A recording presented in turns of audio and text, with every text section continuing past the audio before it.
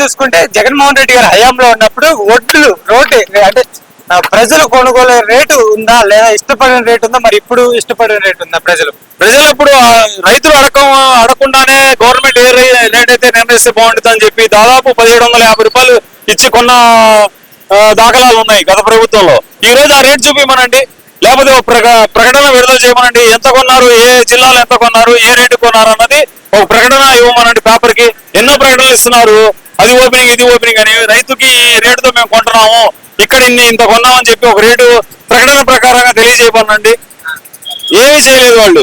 చేయకపోవడం వల్ల సమస్యలన్నీ వస్తా ఉన్నాయి. అంటే రైతుల పట్ల ప్రజలకు నష్టపోయినా మా ప్రభుత్వం అండగా ఉందని చెప్పేసి చెప్తున్నారు కదా.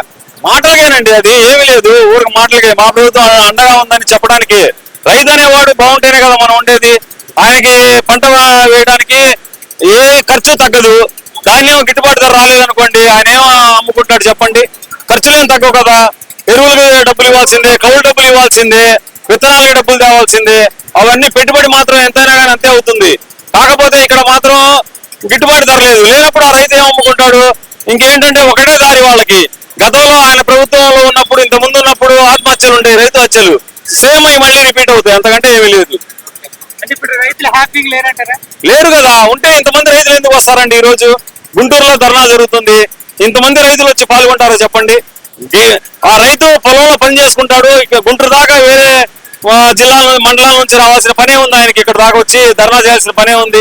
గిట్టుబాటు ధర మీరు ఇస్తే వీళ్ళు అడగాల్సిన పనే ఉంది, పార్టీ వాళ్ళు అయినా కానీ.